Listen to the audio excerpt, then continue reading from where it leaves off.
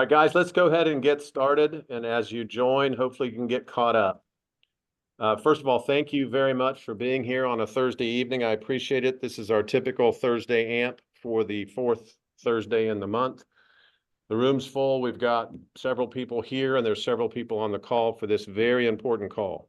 Mike Hall, our broker, has agreed to present and have a discussion on the two documents that have changed. They dovetail very nicely together. Those two documents are our exclusive right to list a home and our buyer's exclusive agency representation agreement. I wanted to start this meeting with a very brief history of the buyer's exclusive agency agreement and as an introduction, and then turn it over to Mike. For those of you that have some angst about the law changing, as I've stated prior to this. Sorry to interrupt. Can you hear me, Mark? Yes. I'm iPhone 3. Sorry, I'm on my phone. I'm at football practice. Sorry about that. But I'm logged in. Keep going. All right, thank you. So the buyer's exclusive agency agreement has been around since at least the early 90s. That's when buyer agency came into being. So it was in existence in some way, shape, or form. Looking very similar to the document that Red One has presented us with for our August 17th switchover. I'm sure it's changed more than the two times I'm about to describe, but it changed in March of this year.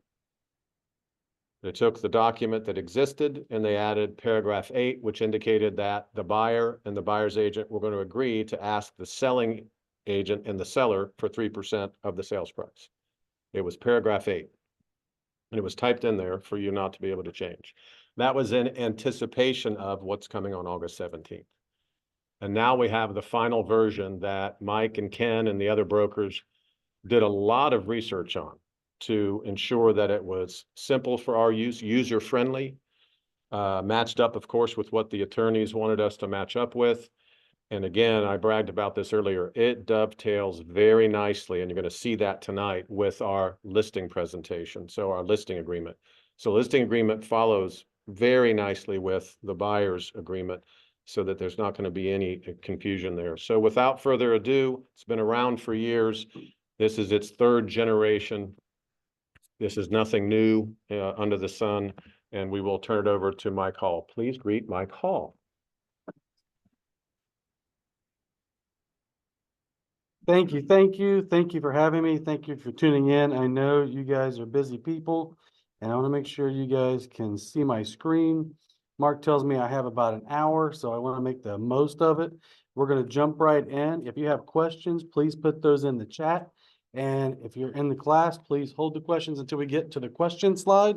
And then I will make sure we answer all the questions after we go through the no offer of compensation. And then I will answer the questions regarding the next part as well. So we know this takes place no later than August 17th. And my advice to you is start now.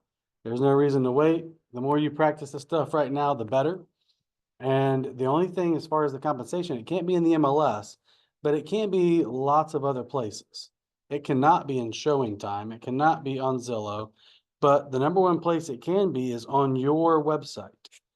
How many of you use your website? Wonderful. If you don't use your website, you can use it by going to kvcore.com and signing in. Normally.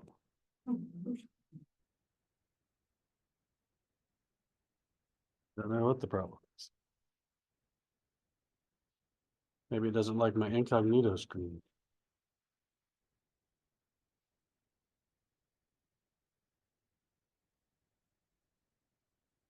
But at the end of the day, I did email the MLS directly and said, I know we can't have the offer of compensation in there, but can I say in the agent to agent remarks, and only in the agent to agent remarks, see red1realty.com for more info.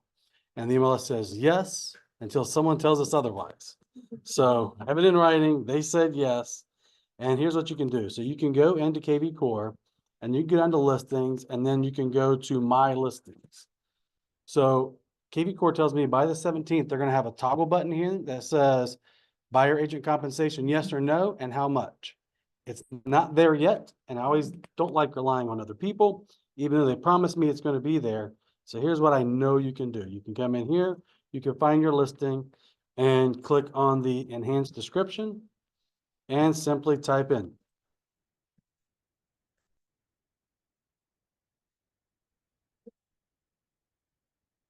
Super easy.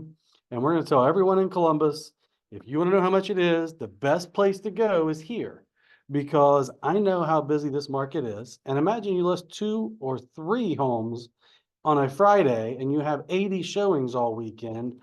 I know you guys are great agents, but that's going to be tough. So put it in the remarks. Say, hey, check red1realty.com. You can't say check red1realty.com for buyer agent commission. You say for more info. And then separately, you can put it specifically to your website, which you should. So it should say, go to MikeHall.red1realty.com, because you guys want more traffic to your website. And the more people that go to your website, Google thinks it's more popular, and that's great. So you're able to place it there. You're also able to place it a couple of other places. The next thing you can do is put a flyer in the home. So we've created new Canva templates.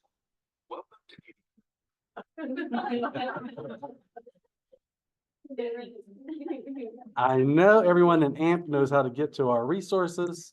You'd be surprised how many Red One Realty agents don't know how to get to resources, but if you go to resources and go down to the L's for logos and marketing material, you're able to go in and find flyers that we built specifically for this to make sure you can advertise it. So you go into the Canva templates.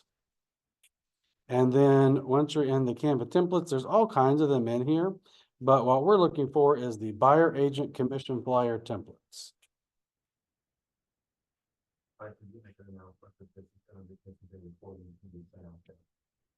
This is being recorded and will be sent out to everyone. But this is pretty easy. You're able to come in here, use this design, get rid of this horrible, ugly picture right here. We've got to get rid of Ken's picture on these things, but it's pretty easy, right? What your seller's offering, put it right in here, change out a couple photos, and then leave it at the property. So you can also use sign writers, signs and services. If you order an individual one, it's $12, 10 or more is $11. So you can have a sign writer. It can be on your website. It can be on the flyer in the home. So when someone says the seller's no longer going to be paying buyer agent commission, that is just simply not true. I don't think the majority of sellers will stop paying. I think it's going to be business as usual, except not in the MLS. So when you're going to go show a home, I would text and say, hey, it's the seller offering 3%. And if they respond back, yes, that's all we need. If you call that person and they verbally say, yes, they're offering 3%, we need more than that. We need you to follow up with a text or an email, say, hey, per our verbal conversation, just put it in writing that we have 3%. So for you guys, whenever you're writing offers, this is the language that you're going to use. Whenever you write an offer, because it's not there, you're just going to put in every contract, seller to pay 3% buyer agent commission to Red One Realty. Please don't put poll 2. I was supposed to put a poll up. It didn't go well. That's okay. But the poll question for you guys is, and we'll do a show of hands. If we could put this language in every contract so that when you loaded a template, this sentence right here is already in there, how many people would like that already in the contract? How many people would not? So we're still undecided, but what I don't want to have to do is someone forget to put it in there and there's no offer of compensation and you don't get paid. I feel like my job as a broker is to protect people, but we are having tons of training, so hopefully everyone knows to put it in there. So we should see. But you guys are professionals. Are there any brain surgeons in here? No. Okay, no brain surgeon. So when that brain surgeon goes in and he says, here's what you should do, you just do it, right? Well, these people don't sell homes for a living. When you're the realtor and you say, this is what we should do, most of them are just going to do it. I think 90% of them are going to continue to offer 6%, just like they always have. Your goal should be to get that seller to offer 6%. So when you go out there, you say, hey, it's 3 and 3 and fill it out. And we're going to go through that form. And that's just what we do. And that's how it's done. And we're going to show you a presentation that gives some benefits that you should use first and talk about presenting it. But the goal should be to offer compensation. Because if you don't, let's say you go out there and say, hey, look, it's 3 total, and you don't have to offer the buyer agent commission. And they don't, right? What's going to happen when every offer you get has it written in? I think you've set the wrong expectation for your client. So when they say, I don't want to put it in there, and if you don't, you don't, but you need to tell them, hey, every offer we get, they're going to write it in there. So we're going to talk about scripts and dialogues and stuff like that. But I wanted to open it up for questions before we move on to the next slide. Any burning questions so far? Yes, ma'am. So on the KV core, when you put that little addition on there, so it goes over to your Red One webpage, is that what you're saying? Yeah, the question is whenever you enhance the description, yes, when you put it there, it goes to your webpage. Now, when anyone else goes to redonerealty.com and sees that listing, it'll be visible there as well. Yes. Do you think that, when you text that listing agent, that you should say, is the seller offering 3%, buyer agency commission, like you said, or should you just say, is the seller offering buyer agency commission? The question is, should you text the seller, is the seller offering 3% buyer agent commission? Or should you just text, are they offering buyer agent commission? If I have 3% signed with my buyer, I'm going to text, is the seller offering 3%? That's exactly what I'm going to text. Yes. If you put that sentence, seller to pay 3%, can you leave the numeric part out and have the rest of the sentence, you just have, so we can fill in 2 or 3? Could that be a possibility? Yeah, if we put this in there, one, it will be fully editable. So you'll be able to just backspace it out and it will be a blank %. Absolutely.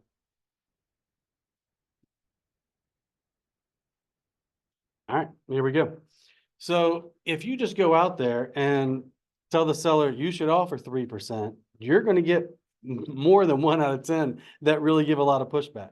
So you should use a presentation. It's a pet peeve of mine, and we've updated the slides to show that. So if you guys go to redoneagent.com, you go down to L's for the listing presentation, and this is lengthy. You should make your own copy. So you should hit File, make a copy. And you don't need all of these slides, but we wanted to be very thorough. Shorten it up, use the ones you want, but I would definitely encourage you to keep slide number 19.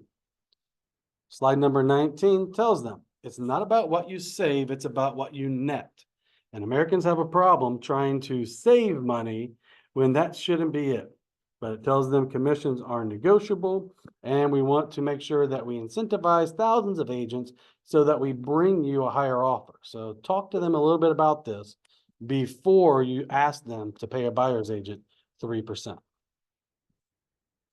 And I'm sure we'll cover all of this in a different class, but make a copy. There's a listing presentation. We'll look at the updated slide on the buyer presentation. But focus on exposure.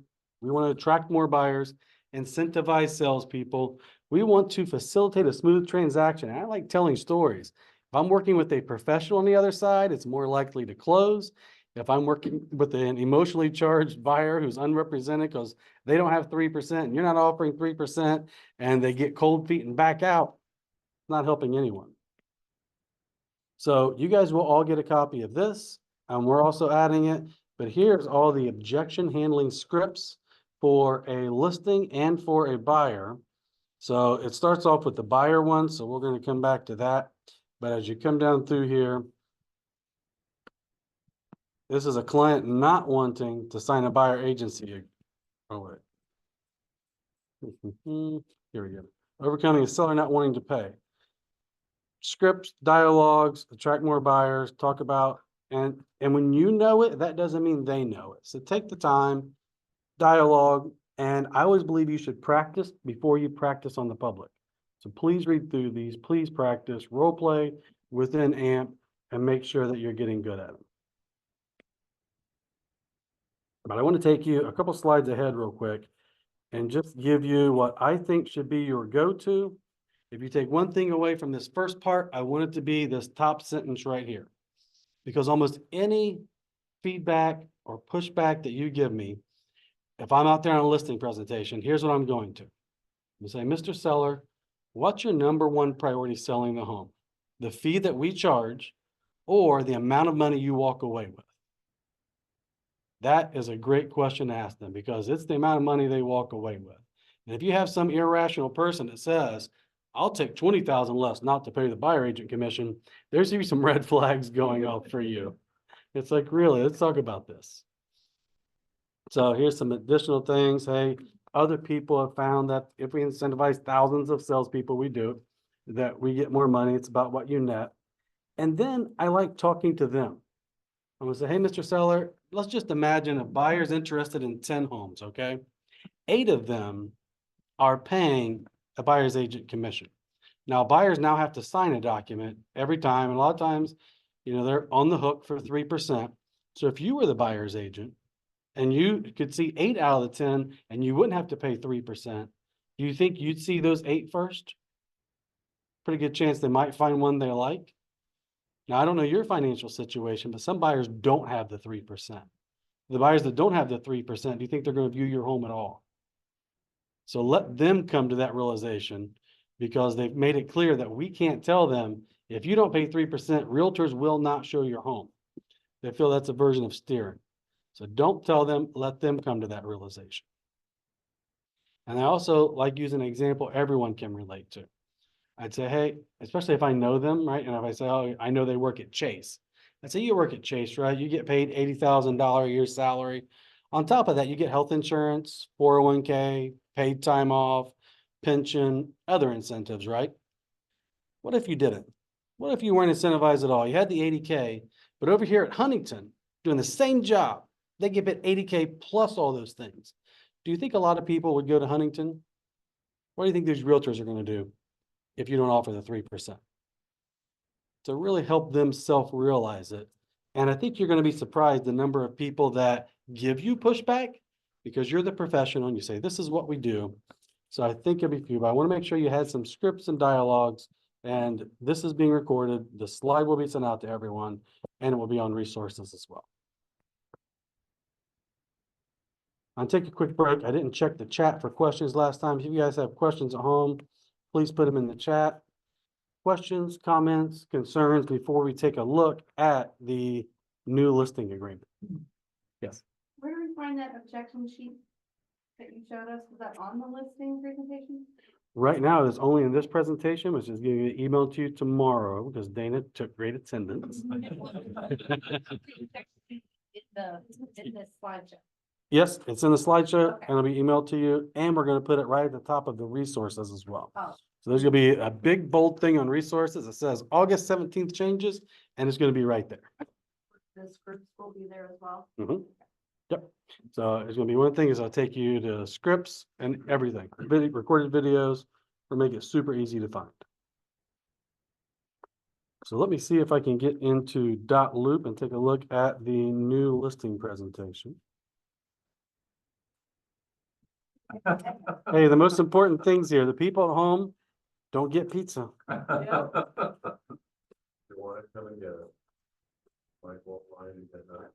think I'm there's a starting, song to so that. I'm If not you weren't too here, shy. just come and get it.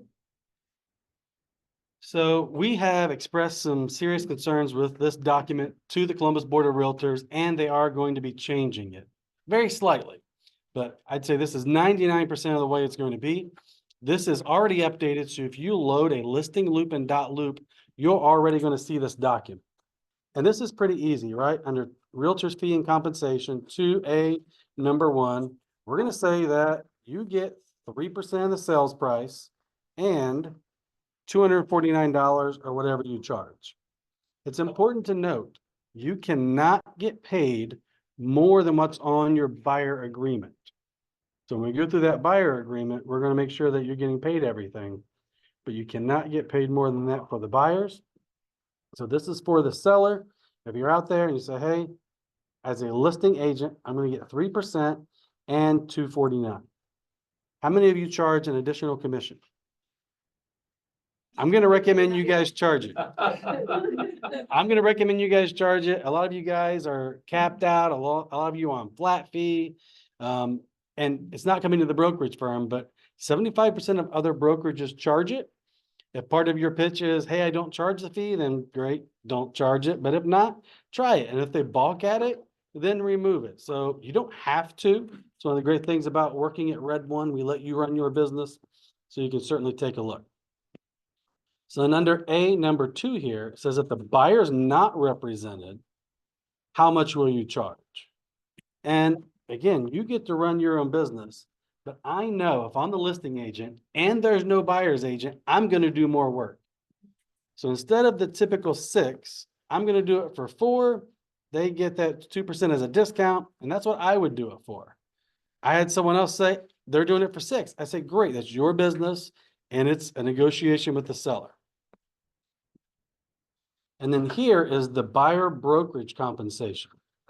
And here, I'm going to strongly encourage you to offer 3% and put this in here and attempt to get 3% because it's going to maximize the number of people that's coming through. It's going to incentivize more people. They want to make sure they're not the only one not offering 3%. So put the 3% in there. And if you're a dual agent, do you guys give discounts if you're a dual agent? I do. It's up to you guys if you do or not. But if I was filling this out, I'd say if I'm a dual agent and I represent you and the buyer, I'll do it for 5%. You still get that 1% discount. And we are going to allow other brokerages outside of our MLS to do it. As long as someone brings us an offer, we're happy to pay them. So if you guys want to take a picture of this or screenshot it, whatever it is, Ken has already made a video that's in our resources about it. This is how I like to see it filled out, but it is a negotiation. And if they say, well, I'll only do it for 5 total, great. Maybe it's 2.5 and 2.5. Why could that be a problem? If you say 2.5 and 2.5, why could They it? sign an agreement with the buyer's agent, there's a 0.5%. Yeah, there's the 0.5% missing, right? If the buyer has 3, and they might write 3 in here, and now you only have 5 with your seller, you just probably gave away another 0.5% and you're doing it for 2. Because you put 5. That's why I love 6 and setting that expectation right up front. Because it's probably written in there. I've talked to lots of the bigger brokers in Columbus, and every single one of them is saying, we're putting it in there, and the other brokerage firms are putting it in there, and they're not letting the agents edit it. If we put it in there, you will be able to edit it. But like at Coldwell Banker, for example, you think they let their agents go out there and make decisions? They don't. They say, we want all the money. You never get 100%. We want to keep getting paid. And it's just in there. They have to scratch it out. How professional is that? There's a question in the box about that. I think. There's a question in the chat box about. Oh, my chat didn't light up. A2 and B2, what's the difference? It's A2, B2. So A2 is if the buyer is unrepresented. So the buyer is unrepresented, you're representing the seller, and I just feel you do extra work because the buyer is unrepresented. B2 is you're representing the buyer. So you're representing the buyer and the seller, you're a dual agent. And then you certainly do more work. You have fiduciary duty to 2 people. Other questions about this form? Yes. Okay, sorry, I'm just trying to understand. This is the form that if you have the listing Yes. and you are at the listing appointment. Yes. This is not the form that if you have a buyer and you're looking for a house. for buyer. Separate form we're going to go over for buyer. This is the new exclusive right to sell listing agreement. Hey, Mike, this is Justin. I have a question. Yes. What happens if we've got this filled out the way you have it here, and what happens if like negotiations break down during the transaction? Like, say, I don't know what, repairs or appraisal, something comes up where the seller is like, okay, yeah, we'll do that, but we're no longer gonna honor the commission to the buyer broker compensation. Is that something you could foresee happening, or what do you think about that? Yes, and it will be a negotiated term in the counteroffer or remedy or addendum. So it will come up. I don't think all the time, but when it does come up, let's say they want a new roof. And maybe the seller says, yeah, I'll do a new roof, but now I'm only paying 1%. You can literally send that over in an addendum because commissions will be negotiated in the contract. Okay, thank you. And in the past, I know everyone shied away from negotiating commissions in the contract for residential, but in commercial, that's the only way we do it. There's never been an offer of compensation in commercial. So every commercial offer I've helped people write, we put it right in there. And it's okay if the last counter you have says, like, you agree on everything except they're at 2.5%, and you have a buyer agreement at 3%, and the last counter just says buyer agent commission should be 3%. Now, that's what holds up the deal. That's what holds up the deal. And you have to decide if you're okay, maybe taking 2.5%. And that seller's going to have to decide, do they really want to not close this deal because of 0.5%? Thank you. Yep, let me see how I'm doing on time. 6:30, perfect.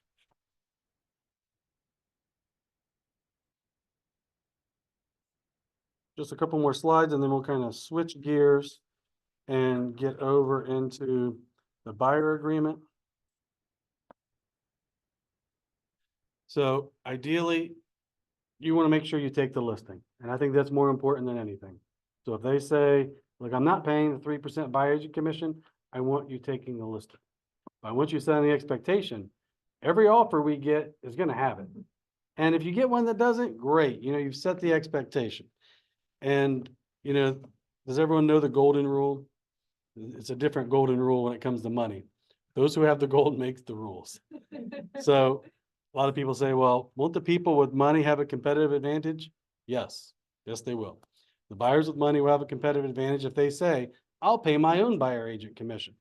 But those people with money have always had an advantage, right? They say, I'll pay money over a list. I'll pay an appraisal gap coverage. I'll pay seller's closing costs. So I don't think anything changes there. And again, you guys need to make sure that you guys are able to overcome this. Someone says, I don't want to pay it. What are you going to say? They can pay their own. What are you going to say? I only want to pay 1%. I want you guys to role play before you go out there on your next listing appointment. And you guys will have access to all these documents. Read it, role play it, cover the screen, do it. To me, it's like you're able to stack the deck before you go play a $10,000 hand of cards. And if you can stack the deck, do it. And it's the first time you're overcoming that objection, I think you got a 50-50 chance. I'd rather see you have like a 90% chance. You putting it that way gave me anxiety all of a sudden. Hand of cards, I'm like, oh my God. But wow. And you guys have, this would be my go-to. Half of this came from Tom Ferry. So if you guys are bored on Friday night and want more information, go to YouTube and type in Tom Ferry seller paid comp. Half of this came directly from him. He's a national level coach and people are paying him $1,000 to talk to him an hour. This is exactly what he's telling you. Our R&D department came up with that. All right, let's make sure we get all the questions answered before we move on to the buyer agreement. Questions on seller paid compensation and the removal of that from the MLS August 17th. Well, what happened with the listings that we currently have? The question is, what will happen with the listings that we currently have? On August 16th, it'll say 3% to buyer's agent, and on August 17th, it'll be gone. Yep. What about the contracts that we have? The contracts you have are fine. If they've already said, hey, the total commission is 6% or 5% or whatever you have, no problem. Just expect to see it written, written into the offers you receive. On those, should we go ahead and put that in the enhanced description on KV4? The question is, should we go ahead and change it to the enhanced description on KV Core? If it doesn't go into contract by the 17th, sure. But if you want to go in and practice right now, please feel free. I have a question, Mike. Yes. Sorry if I missed this one or something, but so for current listings, if they're still active by the 17th, the MLS will automatically change them for us, or we need to go in and remove that or something? No, you don't need to do anything at all. On the 16th, it'll say 3% buyer agent commission. On the 17th, it's just going to be gone. No action required on your part. Perfect, thank you. I don't trust justice. Well, the MLS is gonna get fined if they don't do it because they opted in, so it just disappears. All right, so we're switching gears now. Now we're talking about a written buyer agreement. I don't think this is a huge change. I don't think the other change is a huge change either. I've been in real estate almost 20 years. There's change that happens all the time. We just have to adapt and do what you guys are doing, go to training, make sure you're prepared. So for years, I've begged agents, get a written buyer agreement in place before you go out there and show them homes. At the very least, I'd show one home and then get it in place. Well, now the NAR says you have to get it in place before you tour a home, and it's a state law. So I know some people that are going to push back a little bit. You should not, because if you don't have a buyer agreement in place before touring the home and Columbus Board of Realtors finds out, it is a $1,000 fine. There's no way to waive it. There is no warning. It's a $1,000 fine if they turn you into the board. And if they turn you into the division, it's an ethics complaint. So you'll likely the first time get another $1,000 plus have to complete class, plus have something in your file. And every time you renew, you say, have you ever had a complaint? You now have to say yes and explain that. So the short answer is we just need to get it, but you can't just go out there with the buyer and say, here, sign this agreement. You're going to get a lot of pushback. So again, make sure you're using the presentations. So we updated our buyer presentation. Slide 13 now tells them this is required by the state. This is required by the National Association of Realtors. Every ethical agent should be having you sign these. If not, you should be concerned. And it's just the way it is. But if you go through a presentation, it really establishes that credibility. They're going to trust you more because you sell $250,000 assets. And some people that sell $100 widgets have a better presentation than some agents. And it's just crazy. So go through a presentation every time. Slide 13 is going to tell them that they need to sign it. If you're sitting there and they're like, yeah, I don't know. There's all kinds of other things out there to show your value. There's 179 ways realtors are worth every penny. There's 184 things a realtor does to get a transaction to close. Go through these things with them. You guys can meet here at the office. Not what I recommend. Anytime I was showing homes, I didn't want to start off on the wrong foot. So I never said, I'll meet you at 7 p.m. I'm not a big fan of that. I'd say, hey, I'm showing homes before that. I'm a busy agent, right? I'm showing homes before that. I don't know if they'll be in the home 15 minutes or 30 minutes. There's a Starbucks right around the corner. Why don't we meet there between 7 and 7:15? And then we'll go from there. That gives me the ability to go through a little bit of a presentation with them. Plus, you're meeting in a neutral spot. People think coffee is not as serious as meeting in an official office.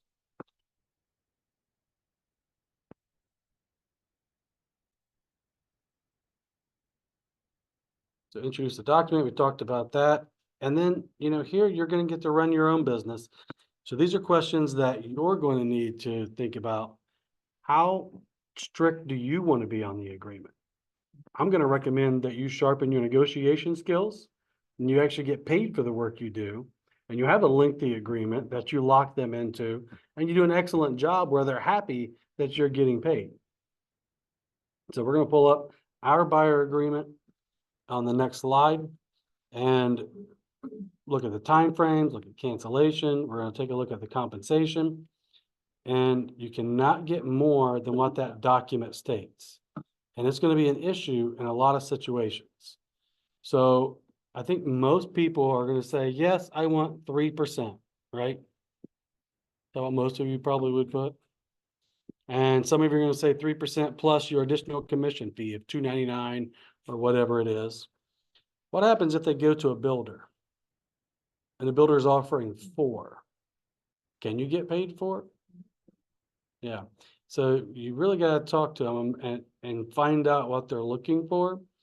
Because if we get paid that additional 1%, we're going to send it back to the builder. And trust me, I don't want to send money back to the builder. It's going to ruin my relationship with you, but I'm not putting your license on the line, nor my license on the line to pay you that money. So let's take a look at our buyer agreement, and there's a lot of them out there. I got stuff all over my screen. What's going on here? So our buyer agreement is a short 2-page document. It doesn't have a lot of blanks. It's easy to use. And ours necessarily hasn't been blessed by the Department of Justice, but one very similar to this has. And they said, yes, people in the industry should use this one. You do not have to use this one. There's one from Ohio Realtors. I think it's 1 page, and I hate it. There's one from Columbus Realtors that's 5 pages, and I really hate that one. But so I don't care which one you use, but this is the one, if I was selling real estate, I'd use. It says, hey, state law requires us to have a buyer agreement. This just says for the properties that you look at in the state of Ohio. There's lots of them that say what? Cities, areas. My definition of Central Ohio and your definition of Central Ohio is probably 2 different definitions. So this just says Ohio. Length of the agreement, I'm going to recommend 6 months or a year. And if you've never taken a negotiation class, you should sharpen up your negotiation skills. We're going to talk about some ways you can do that. You should negotiate 6 months or a year as they go in there, especially if they're in a long-term lease and they say, yeah, I want to buy in 9 months. Well, this needs to be more than 9 months. So talk to them and find out. But you may have someone that simply won't sign, and it's up to you how long you make this.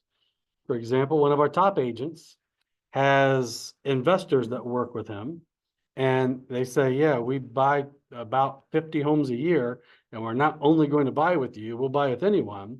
So with him, they're going to sign a 1-day agreement. And they'll say, yeah, you bring me a deal or someone else brings a deal. We're buying 50 properties this year from whoever will sell it.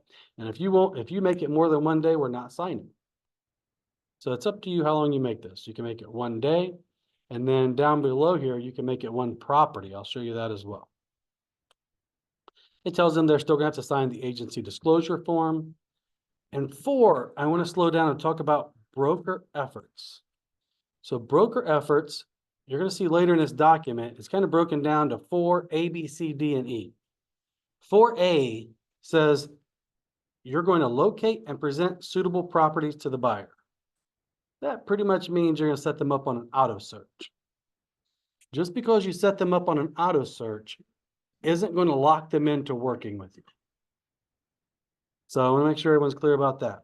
But once you get into touring properties, writing offers, things like that, it's going to lock them in.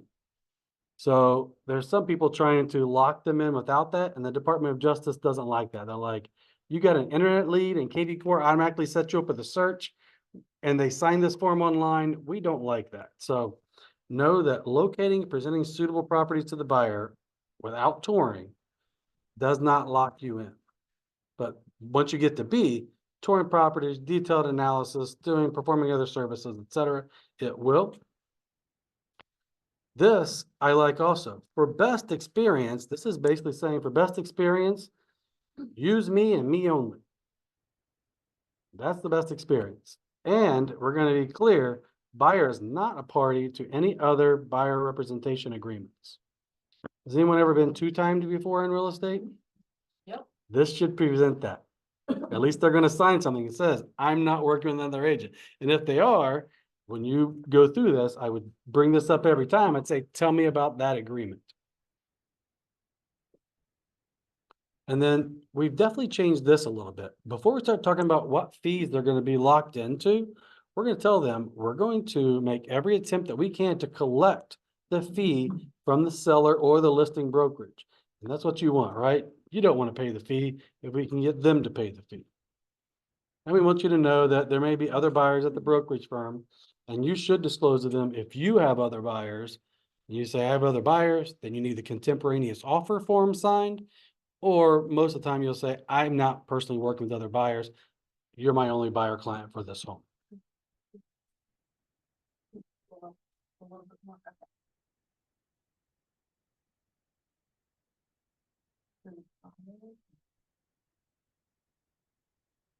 Oh, okay, so does that mean if, okay, so if I have multiple buyers that want to see the same one, this just says, yes, I can go ahead and do that. You need another form. So you have 2 buyers for the same property. You actually need to notify both buyers that they don't have to work with you and get a contemporaneous offer form signed. So if you have two buyers for the same property, call me. Hey, Mike, don't you only need that if both the offers are actually gonna be considered at the same time? If you're gonna be submitting offers for both of them while, At the same time? yes, But Okay. still doing both the property without that one. yes. Okay. That's where I was. Yes. With five, with the language, I guess it kind of actually says exclusivity or anything like that. Is that like a really binding agreement there for them? That last sentence, is that them officially declaring? That's them saying they're not, and then when we get down to fees, it says, if you buy a home, I get paid. Look at the sentence above. You're letting them know that they understand that they do sign more than one, because there's an opportunity for you to know that and put it in below. So you're letting them know that they could be paying more than three. Could be liable to pay 3% to me and 3% to someone else. The liability, it's not like a real legal liability, it's just that they expose the financial. Definitely not legal liability, just financial.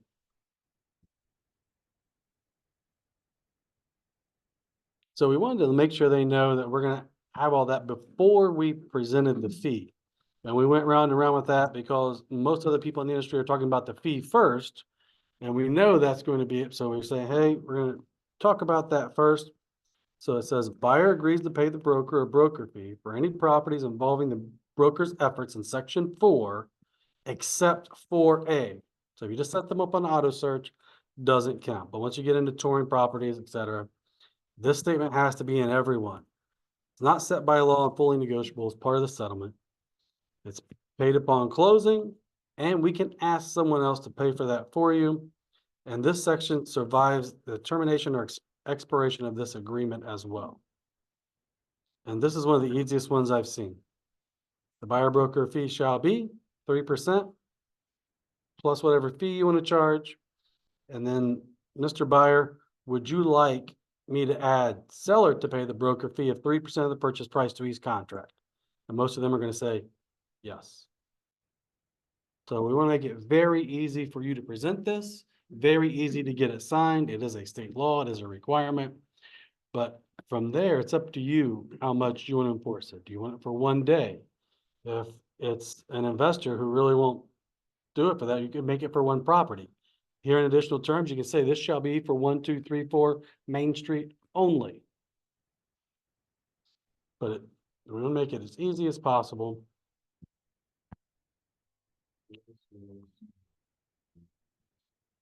Yes. Cancellation, it says they can terminate as long as they're still only in 4A. 4A doesn't count. Once you get past 4A, we're touring homes, you guys need to work it out. And it's up to you if you want to let them work it out. You can say, no, you're in a binding agreement, but I think you have to look at everything. I'm highly going to encourage you. If you have someone who just doesn't mesh well with you, and they're like, I hate working with you, it's soured the whole experience, and they're extremely negative, do you want to force them to stay in this? I would encourage you to let it go. But it's something you can do. You can also say, hey, for a fee, I'll terminate this. For 1% of what we're looking at, I'll terminate it, but it's completely up to you. We can't discriminate. The fair housing statement has to be in there, and they're going to sign. So we're going to go over some objections, go over your go-to kind of script. If they don't want to sign this, I first want to open it up to questions specifically on this form, and not objections yet. We're going to go through objections, and there's a couple questions from home I'll start with.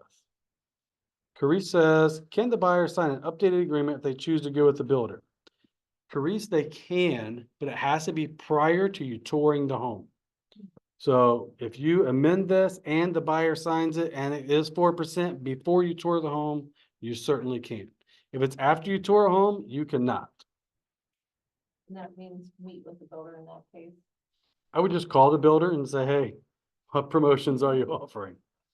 And yet, Michelle, same question. They decide to use a builder, it pays more. Can we create a new agreement? You can, as long as before you tour the home. Mike, that would not count going into the model home. So this is. When you work with the builder, you go to the model home, they present floor plans, your home doesn't exist yet. So sometimes you don't see them at all. So the presumption would be if you're selling new builds and all you've seen is the model home, and it's not the home they're going to buy. You know, I would think that that's an exception to the rule, but I may be making the water thing. That is a very gray area. Even the attorneys don't know yet. So as of right now, we're gonna lean on the side of caution and say it's before you take them to the model. Perfect. Now, will we change that policy? Hopefully, but we would like the NAR attorneys to tell us to change it. Thank you. Mike, can you repeat what he was asking or saying?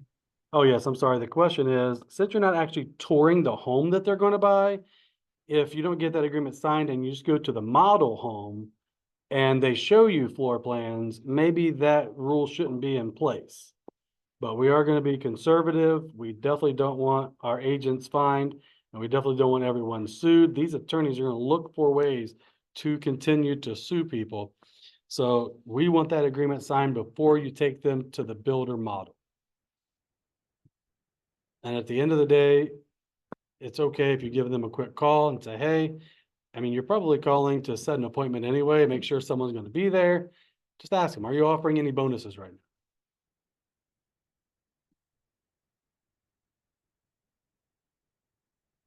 Any other questions regarding this document? And again, we went out of our way to try to make it as simple as possible, but you gotta get it signed.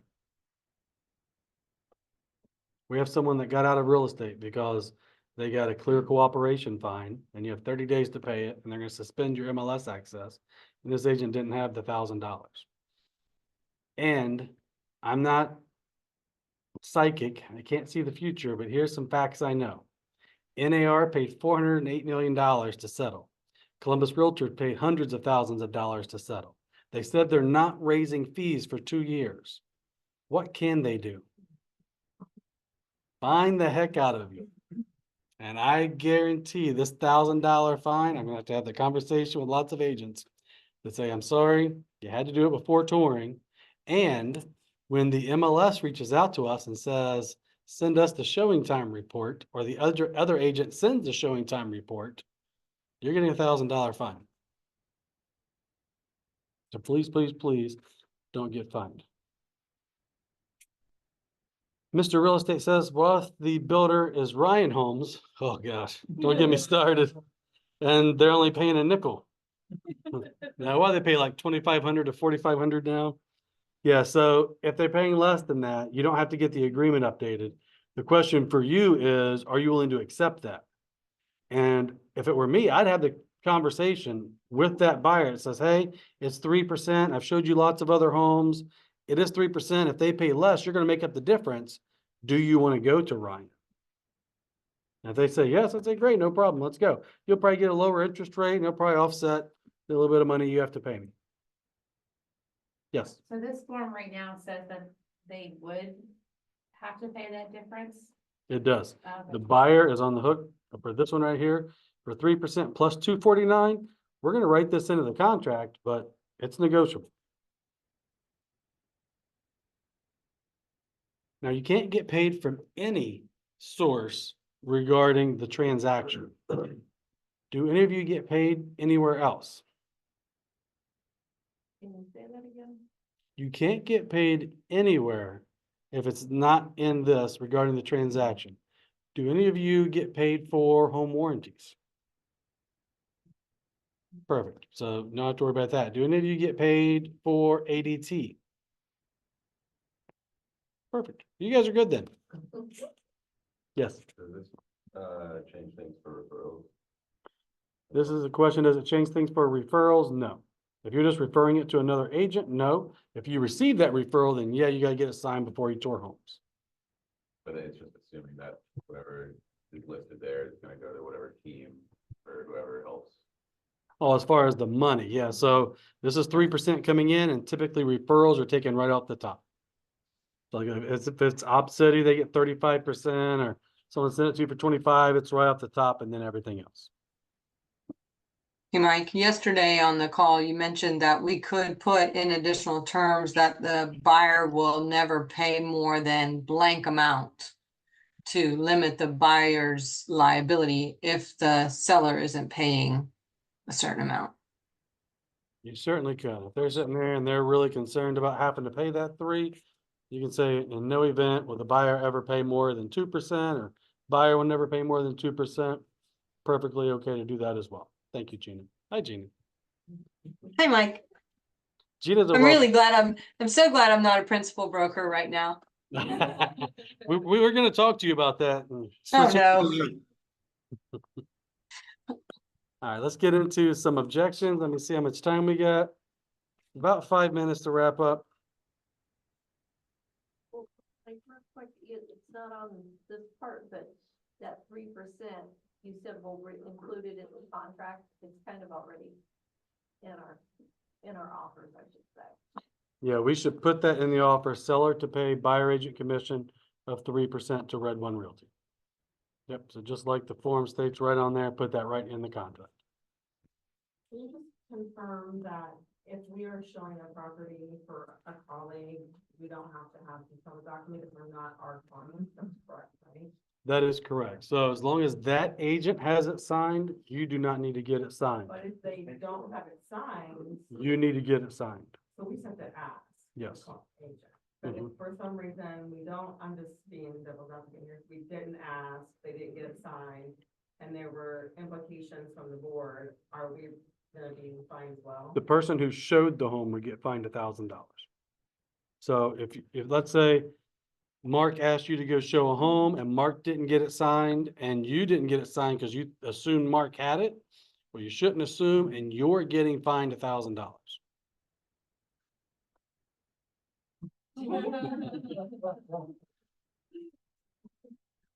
Yes, sir. Freddie's gonna go on vacation and it's his client, he has the form signed. I show the house, I write the offer and pay him a referral fee, if that's the case. Do I need to get that re-signed? The question is, if Freddie goes on vacation, Mark shows the home, writes the offer, does everything, does he need to get a one signed? No. Because Freddie already got it signed, it's really brokerage specific. Hey, Mike, I have a question. Yes, go ahead. So if, we have our buyer agreement signed, say at 3% or whatever we charge, and then later after getting into contract, we are renegotiating and I decide to drop my fee, can that be changed in a contract addendum? Or do I need to have a new buyer agreement signed? I would say anything in writing is okay. So Okay, we're getting paid less, you're getting paid less. If you just tell your buyer via text or email, hey, it's going to be 2% instead of 3, let's get this done, that's fine. okay, got it. Thank you. So you guys are going to get these questions, not as often as you probably think you are, but you will get them. Why do I have to sign an exclusive agreement? What if I want to work with another realtor? I don't feel comfortable signing this. What if I want to work with a listing agent? How do I get out? What if the seller doesn't offer compensation? That's an important one. And I have an hour here, so we can't go through all these, but we do have a class coming up on August 7th. It is all about negotiation, and it's going to center around this document. And we're going to cover, why do I have to sign an exclusive agreement? What if I want to work with another agent? What if I don't feel comfortable?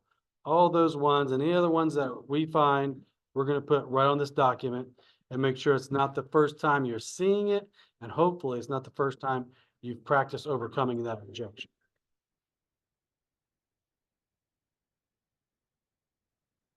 So this is I just want you to have a go-to. If someone says, hey, I'm concerned about this, you're like, I understand your hesitation and your concern. It's a common concern. Always acknowledge, always tell them they're not silly, they're not alone. But this is designed to protect you, offering dedicated service with clear expectations. Look, you don't have to buy a home. All I'm asking is that if I go out of my way to work around your schedule, show you the homes, make sure that we negotiate a good offer for you, that I be your agent. Keep in mind, the listing agent has a trained professional representation working for them that's going to be negotiating against you. And I think you'd really get some value of having someone on your side. I understand if there's some concern if you don't want to sign a 6-month agreement. Why don't we do this? Let's start for 1 month. Let me show you my value. Let me show you how I can help you in this market, and then we can revisit it there. Would that work? So that's exactly how I'd start. That's exactly what I'd do with it. How many times have you reversed that? Uh, It's so natural. When I was an agent, I used the buyer agreement. You didn't. I showed you one home and you got pre-approved and you had a buyer agreement, or you go, and I told them, you can go work with an agent who doesn't know what they're doing. Probably not the best thing to say, but I used to say this same thing to them. There's no Yes. change any of this or anything off market, is it? It's still same process. The question is there a change to off market? Yes, sir. This drastically changed off market as well. You cannot tour a home with a buyer without having this signed. Cannot tour a home with a buyer without having this signed. Has nothing to do with the MLS, has nothing to do with the brokerage. If you're showing someone else a home, I mean, you have to run it through the brokerage. The fact that it's not on the MLS doesn't matter. So this is kind of what I want to wrap up with. What you need to be doing right now is be listing oriented. You probably heard listing agents last, get listings, you have a product to sell.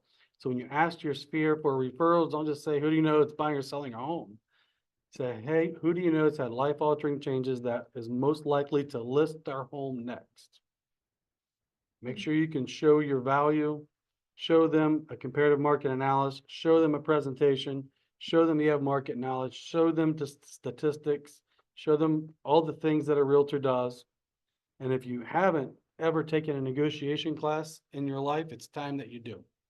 So we highly recommend a book by Chris Voss. It's called Never Split the Difference. If you have an Audible account, it's there. I think you get it on Amazon for like $5. You can buy the book hardback for 10. It's from someone who used to lead the FBI in negotiation tactics. It is a great book. Also, there is one specific to real estate from the CE Shop. It's the ceshop.com. It's $39. It's 3 hours of realistic ones, and we'll be covering a lot of that whenever we do our class. I'm going to beg all of you to do more open houses. Think about the buyer's agents, right? They're going to have to sign these agreements. There's going to be some people who don't want to sign the agreements. How can they see homes without an agreement? Yes. I think traffic through an open house is going to significantly increase. I think you should do open houses. If you're hitting your income goals, I don't care if you do open houses or not. But if you're not hitting your income goals, I know lots of experienced agents are like, Mike, I'm too good to do open houses. I'm like, are you hitting your income goals? Well, what had happened was, I'm like, go do open houses. So tune out the noise, stay focused. This isn't life-changing where, you know, you can't sell real estate. You get a written agreement that I've always wanted you to get signed. You negotiate the offer in the MLS of compensation, which we've done on the commercial side forever. Treat this like a business, stay focused, and you're going to be fine. I want to open it up for questions and go from there. Hey, Mike, this is Justin. Oh, wait, the Yeah. shameless plug. Yes, Justin, go ahead. Oh, sorry. Back, like going back a couple slides to your negotiation, big long paragraph you had there that you recited so perfectly.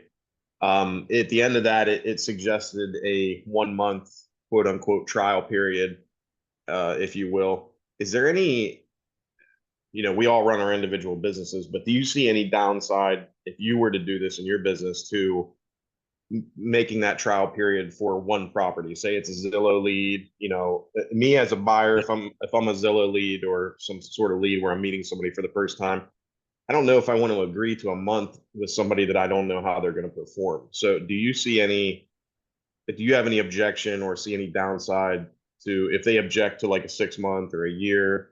Do you see any issues with doing a specific one single property agreement with that person. So it's, first of all, it's your business. You can do whatever you want. But yeah, I don't like that because I'm gonna back it down to 1 month. And then if they still give me a pushback, then I'm gonna back it down. Because it might be really tough because I get in there and I say, okay, it's for one home only. And then there's 18 other people there. I can barely talk to them. It'd be really hard for me to establish my value.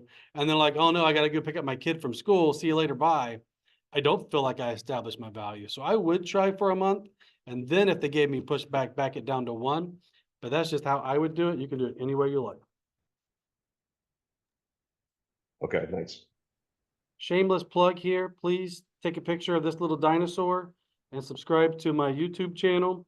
I am going to be putting out tons of information on YouTube. I think that it's the easiest way that stays out there forever. So take a picture, subscribe, lots more videos. All I've been doing is researching how to do videos better.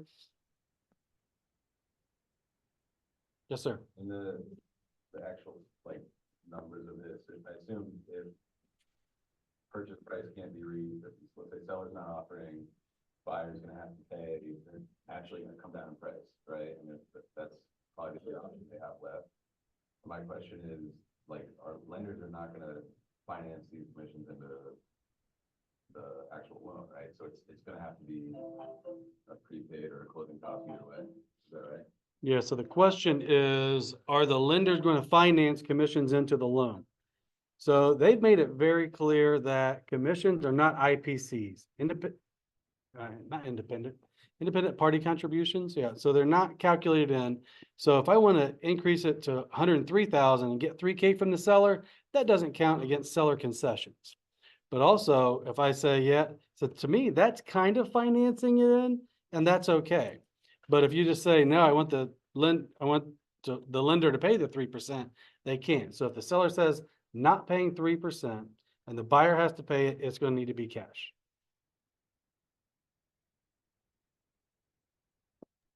Hey, Mike. Hey, Mike. Oops, sorry. Sorry, Justin. I was just gonna ask in regards to, if I'm showing a home for another agent, I need to make sure that they have a buyer agency agreement signed with their client. Do you recommend getting a copy of that or just getting in writing from them that they have one? I think getting it in writing from them that they have one is okay. If there's a Red One Realty agent who's going to outright lie, or I guess you could make a mistake, I'd be pretty shocked. But if you have it in writing that says, yes, I have one, I think that's okay. If I get it in writing and then, turns out they didn't, am I free from the potential $1,000 fine, or would that fine still fall upon me? It would still fall upon you, but as your broker, if you had that in writing, I'd tell them they're going to pay that or choose a new brokerage firm. Okay. All If right. that's a Thank you. mistake or a lie, then we make mistakes. When I make a mistake, I pay for it. Okay. Mike, my question was going to be regarding the off-market properties. Some of us represent buyers that are out of state, situations like that. Do you, I mean, I think the answer is yes, but do you still recommend, or is the agreement still required for if I'm acting as boots on the ground, going to see a property, maybe virtually touring it with them or just providing feedback about the property before they make a purchase? Is that still a requirement? It is, and the NAR attorneys have said virtual touring is still a tour. And those attorneys have said you should not be touring a property without some type of video for that for your client. So they are highly discouraging that all the way around. So please do some type of video and send it to them. Even if you post that video on, Google Drive and say, please look at this. Thank you.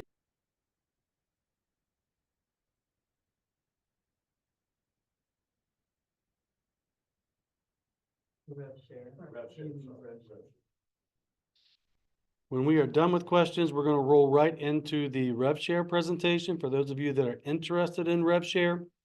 So we still have a couple minutes and then we'll roll into that. What other questions do we have regarding the new written buyer agreement or the removal of compensation in the MLS? Yes, sir. Want to double check, for more information, go to Red One commercialrealty.com. You did say I could direct it to my personal site on there. Just before that red one, okay. Yep, the question is, can you direct it to your personal site, MikeHall.RedOneRealty.com or whatever it is? Yes, absolutely. Yep. And if I was an agent, I'd prefer it that way because I want 80 people going to my site. 'Cause that tells Google it's important. 80 people's going there. My quick question, Scott here. Hey, Scott. Hey, Wait, this is Scott Hoffman? yep. Hey, Scott, we're looking for you. Just, let's say for some reason, a client comes back in the picture or whatever. As far as the, having this actually signed, it obviously has to be signed at offer. What about if it expires in between offer and close? I mean, are you still held to that $1,000 fine? Or if the offers, does that make sense? I think as long as you're in contract, by the time it expires, you're okay. Okay. But if it expires before you're in contract, get a new one signed. Because this is more about touring homes, showing homes, responsibilities, and once you go into contract, I think that's okay.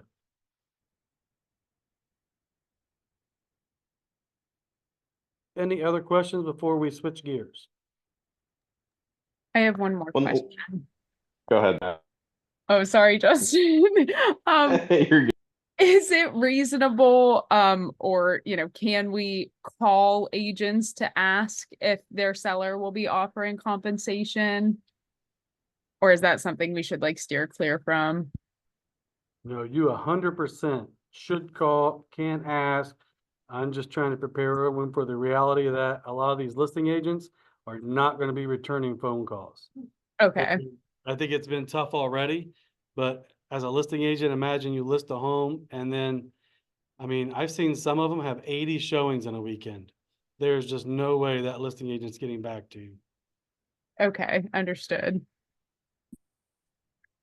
Hey, Mike, and where you had mentioned that if the agreement, the buyer broker agreement expires while you're in contract, you said we should be fine, but would our commission be at risk if the buyer was the one on the hook for paying it, if we let it expire while we're in contract? I think they could try to push that technicality, but we performed per the contract and the deadline to get them in contract. I'm not worried about it expiring once we're in contract. So for FHA, the max concessions is 6%. Does the 3% go towards that? Great question, because I had to save myself from earlier. For FHA, the max concessions is 6%. Does commissions go towards that? No, it does not. It's interested party contributions, and they've said commissions are not IPCs. Question from on the red one, my red one webpage. I cover both MLSs in Dayton and here, but I have a listing there, but only my listing in Columbus is showing up. How do I fix that?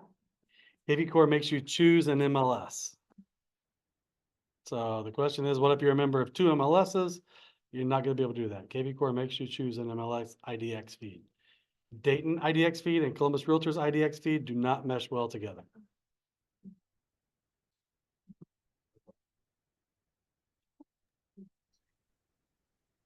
Mike, this is Justin. During the back and forth of the negotiations of having a buyer sign this agreement, and the role playing and whatnot, is it a fair way to describe it that, a lot of buyers are going to try to maybe go directly to the listing agent and that's not in their best interest because that listing agent is going to have a fiduciary responsibility to the sellers? Is it okay to word it and present it to them like that? It is. I think it's okay to tell them exactly that. They already have a fiduciary duty to them. You want someone in your corner, and that's okay. I don't feel like that's steering at all. And there's lots of people who feel that the amount of dual agent deals from listing agents will double, which right now it's about 1.8, so it's probably gonna go to 3.6. So I still feel it'll be minor, but it's a big transaction, and these buyer agents want someone holding their hand. And these buyers.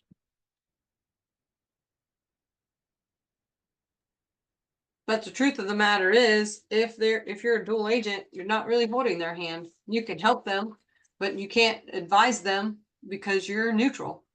You have to be neutral. You're 100% right. So it's not in So, their best interest to go to Yeah. the listing agent, and it's okay to tell them that. Mike, Yes. is it okay to not go into dual agency? That be like a business model choice? Yep, you can certainly choose not to be a dual agent. I know there's someone in AMP that will take that client and give you a referral fee, so you don't have to do that. Thank you.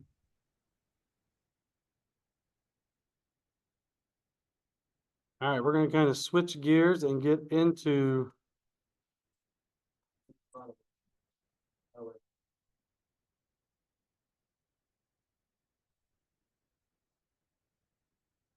yeah, if you guys are not interested in rev share, please feel free to take off. If you have questions about rev share, please hang out. It'll be a real quick presentation and then just ask and answer some questions about it.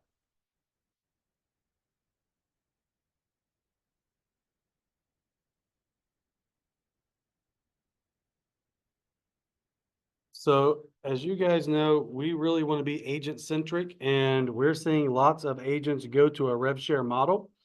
And we had to take a look at it, and of the 1.4 million realtors, 110,000 are already in some type of rev share model. So we're not doing away with low costs. We have our low cap plan, we have our fee per transaction plan, and now we have our rev share. So in looking at the competitors, we wanted to have lower fees than what they have. But if we lowered the fees a lot and we're sharing revenue and there's very little revenue, it didn't stack up well. So we took a look and said, we want to be competitive, and I'll show you some of the competitive slides, but we pay out 6 levels. So Real Broker pays out 5, and they say that's not enough. EXP pays out 7. They say that's too many. So we're like, great, we're right in the sweet spot at 6. But ideally, you know, whenever you recruit people in, you get 25% of the company paid money up until they cap at 12,000. So if they cap at 12,000, for those of you that are bad at math like me, 12,000 times 25% is a max of $3,000, and you get paid monthly. And as you recruit people, so you recruit on your level 1, they will then recruit, and those people will be on your level 2. And I think this is important because when I recruit John Doe in, I'm not just going to recruit John Doe in and say, okay, thanks, good luck, goodbye, right? I'm now financially incentivized to make sure John Doe does well. And when John Doe recruits, I get paid the most. So I think it builds a culture of helping and sharing, which you guys are all used to because you're in AMP, but lots of people in AMP don't get that, and they view everyone as their competition, where this kind of changes that. So I think the next slide kind of breaks it down. There is a $12,000 cap. So if you bring 4 people on board who cap, you now work here for free. And we all like free. And not everyone's going to cap. But here's an example that, you know, you bring on, let's call it 5 people. And this person here brings on 3 people. This person brings on 3. This person brings on 4. This person brings on 1. It's just a representation. It really doesn't matter how many they bring on. This person doesn't bring on anyone. But if you bring these 5 people on, and these 5 people bring these, we'll call them green people, right? You bring these green people on. Yep, now I can't see my pictures. In this scenario, you would make $54,600 annually. And it's passive income. You should talk to these agents. You should work with these agents. And that's what we see a lot of the models going to. We're local, we're innovative, we're forward thinkers. And when we see, and that slide was when we rolled it out, it's probably 10 or 11% of all the agents. 1 in 10 are now on a rev share model. We want to make sure we can offer that and make sure that you guys have the opportunity to get in early. We're really going to start pushing this starting January of next year when we start aggressively paying for us to go into these other markets. There are level qualifiers. Our level qualifiers are easier to hit. So if you get paid on level 1, which is these blue guys, you just need to have one person there, and if you, everyone that you personally sponsor on level 1, you'll get paid for. But to get paid for these green people, I'm not discriminating. I love green and blue people all equally. But to get paid on the green people, you have to have 4 people on your level 1. And it keeps going down. And at the end of the day, you know, the brokerage firm does have to make money, has to have qualifiers. And we took a real good look, and a mathematician take a real good look and said, we're not going to go bankrupt in this system. And we're also not going to have to change it and say, oh, we're just kidding. The plan's now going to be worse, and we're going to have to increase fees. So kind of when we took a look and we said, well, at level 1 EXP, the most they can get paid out is $2,800 and then $3,200. We could beat EXP at $3,000 and $3,600. But you see down here on level 7 is where they put the most money. Well, at EXP, you have to recruit 30 individual people. I'm a recruiter for real life. Recruiting 30 people is hard. EXP says less than 0.1% of all their people have recruited 30 people. So it's pie in the sky numbers. And we said, look, we're not even going to do that. So we're going to put most of the money on the early levels and make it fair. This is kind of how we calculated how the fees were going to be.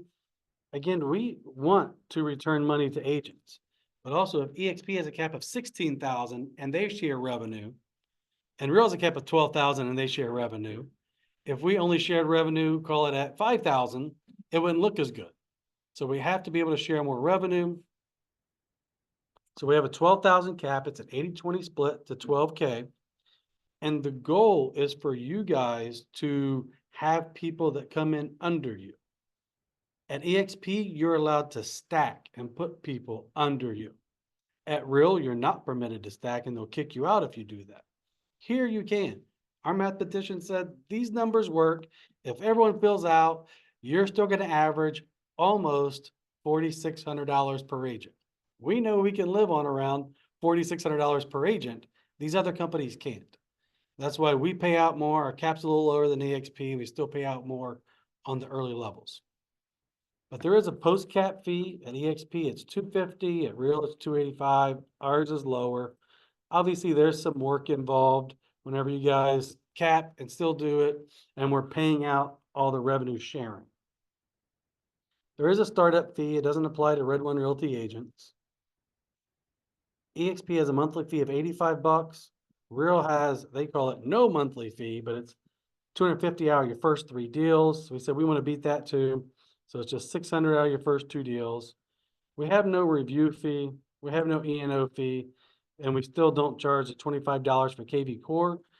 I don't think we're going to, but we want to put that in there and not raise fees later. But most likely at this year's holiday party, we're going to tell people that we don't need to do that. Because we want people using KV Core, and I don't want that to be a barrier to entry. So I guess as you're out there, if I was in your shoes, the question is, do I talk to a lot of other agents? And do I strongly believe in Red One Realty? And you guys don't have to tell me. If you don't strongly believe in Red One Realty, I'll only cry a little bit on the inside. But we really try to do a good job, provide good value. If this is your only brokerage firm, you may not strongly believe in Red One Realty. You're like, you guys are okay. But we've heard from so many people that have switched from other brokerage firms. Our admin team crushes it. I don't know if you've ever worked for another brokerage firm. You're like, where's my money? Where's my money? Hey, by the way, rent's due, mortgage is due, where's my money? Our admin team pays out every single business day. They're responsive, our broker email, admin email. So we try to make sure we go above and beyond. And we get a lot of agents that do leave Red One Realty. And then they leave and they're like, hey, Mike, just kidding. The grass isn't greener over there. And we're like, come on back. It's not personal. So you'd be surprised at the people that do leave that come back relatively soon. So if you love us, great. Tell other agents about it. You don't have to switch this plan immediately. Maybe you get a couple people that are ready to come over and then switch to the plan, or have come to Red One Realty and switch to the plan. We want it to work for you. If you're sitting there and you're not recruiting any agents, you don't need to be on this 12K plan unless Someone else is putting them in your downline, and we're gonna talk about that for you lucky AMP people. There's other things as well. So if you do start a team, we can do as low as a 6K cap for team members, but you do have to pay your team leader at least 10%. At some point in time, you're also going to be able to retire. So every time you attract an agent, you get points. When you have closings, you get points. For attending our annual holiday party / convention, you get points. So you'll be able to retire and get this money for life. And that's kind of what made me lean into RevShare was, can we do that? And when I was an agent, I didn't help people buy and sell homes. I helped people build wealth, and I gave people the ability to retire. That's what I did as an agent. And that's what I thought I was doing as a real estate broker. I thought I was helping you build wealth by lowering your fees and helping you retire. And as I got into this business, I realized I wasn't helping as much as I thought. And you guys don't have to raise your hand, but just think to yourself, are you preparing for retirement the way you should be? And are our lower fees allowing you to do that? And for a lot of the agents I talk to, that answer is no. So this can create residual income for life, and it will help you retire and build wealth. And that's what I've been passionate about my whole life. So if it's something that you're interested in, I think it's great. We are also going to be offering stock options. So every time you attract an agent, you get 250 shares. Whenever you close your first sale, you get 125 shares. When you hit your 12K cap, we return that back to you in shares. The vesting period is 3 years, and we had a small hiccup with this. We owe Key Realty a few $1 million. Non-competes are a little bit more strict than I'd like. So we can't go public until we pay them back. We're way ahead in paying them back. We're trying to pay them back as quickly as we can so that we can go public. So it is going to be more than 3 years. I like to say probably closer to 5. Ken says closer to 6. So if you want to retire in 3, this might not give you the stock yet, but it is on the horizons. We will eventually go public, and the people that have the bulk of the stock will be the agents that have believed in us. So the IPO won't be until 3 years? It will be more than 3 years down the road.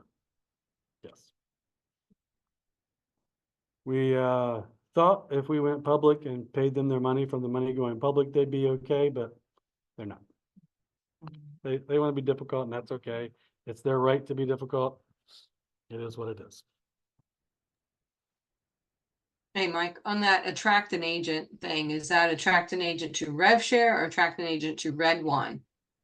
Thank you. You have to be in RevShare, and they have to be in RevShare. Okay. Yep. We have And some then bonuses. is that tracked somewhere in the RevShare system? It is. Okay. It's not public in the ePixel system, but for an additional fee, we can make that public. It'll cost us probably about another $1,600 per month to make that public, and you can see it.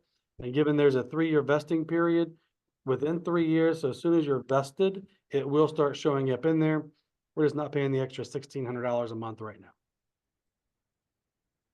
For those that joined like last October, 3 years from last October, they will be able to see their stuff somewhere.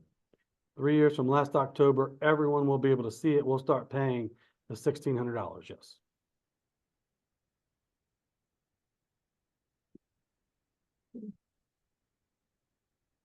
And we don't want to be super annoying, so you can't mass email the board. You can't mass text the board.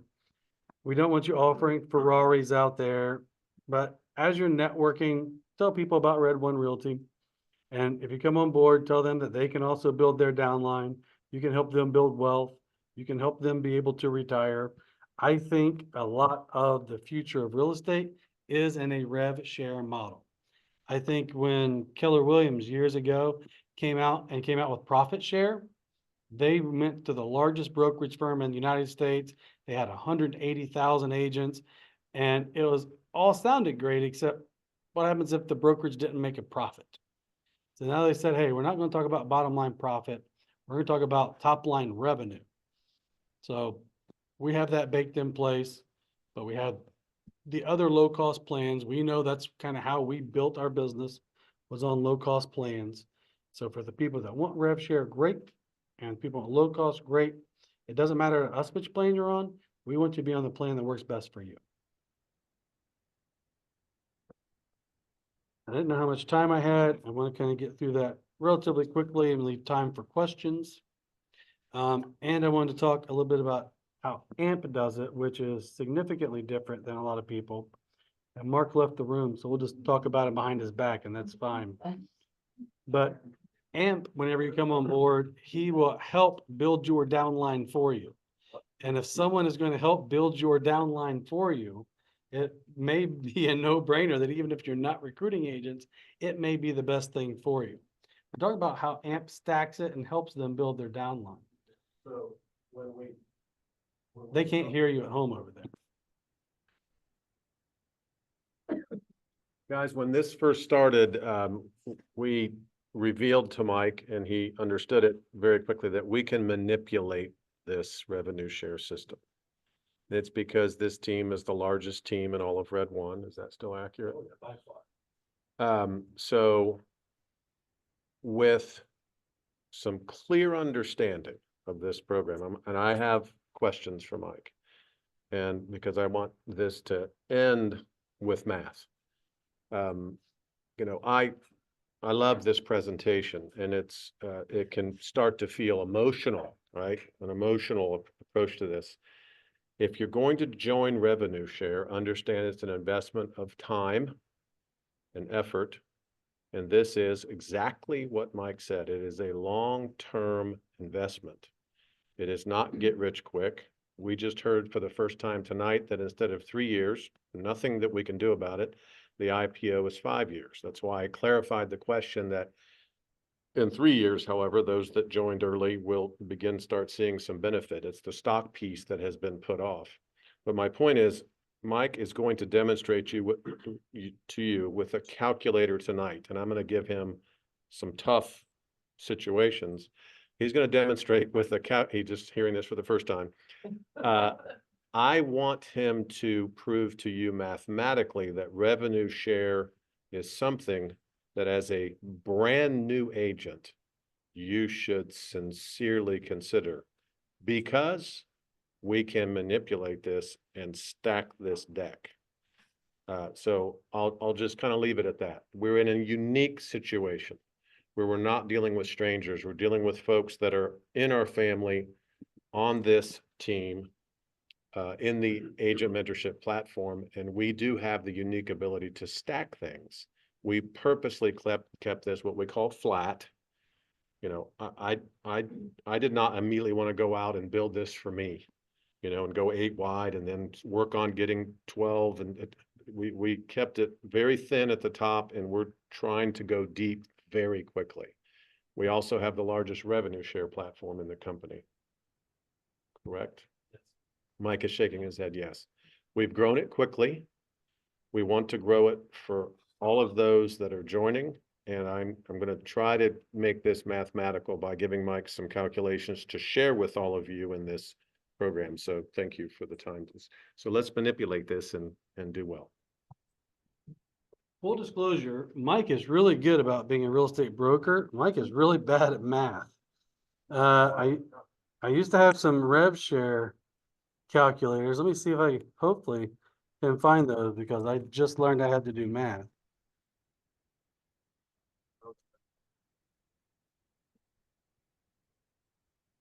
Hey, here we go. All right, I feel better now. So we are going to open it up to questions. Did you want to start, Mark, or did you want everyone at home or here to start? Let's let them go and then we'll end with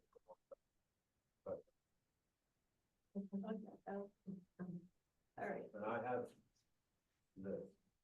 Okay, all right, I'll wait. Okay, that's why I said it.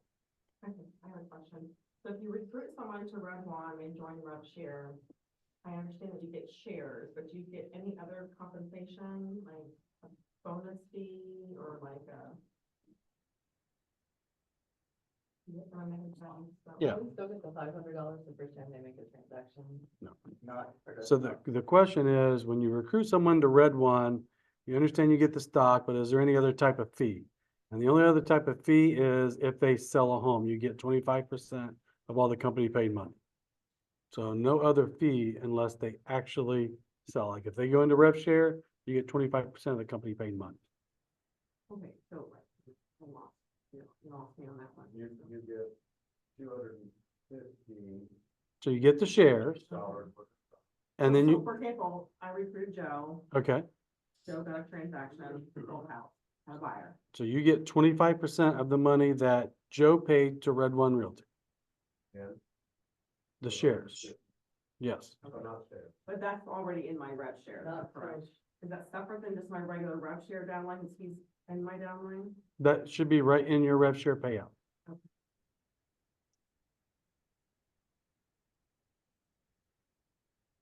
Doesn't look like we're making sense. Don't you have to cap first, or? No, you do not have to cap first. That's why it's 25%.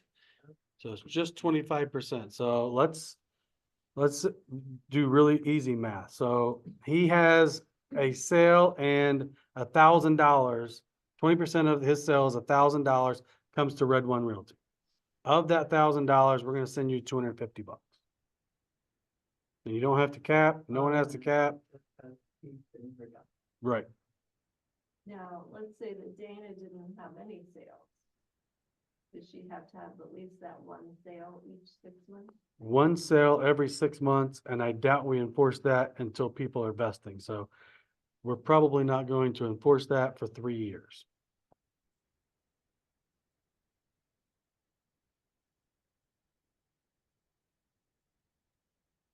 Hey, Mike, this is Justin. Hey, Um, how often is the Red One Plus dashboard that we follow and that we track our wallets and payouts and things like that? Is that kept up in real time, or do you guys go in and update that once a month or bi-weekly or weekly, or how is that upkept? we go in once a month and it hasn't been 100% accurate. So we have them go in and manually do it. And we literally pull every cell for everyone in rev share and calculate it manually. And I'd say 90% of the time ePixel's correct. And the other 10% of the time, we've told them to go back and fix it. But it's only updated once a month around the 10th to 15th of the following month. It is not done in real time. But in the future, our goal is to have that number in there by the 10th of the month and then pay out by the 15th.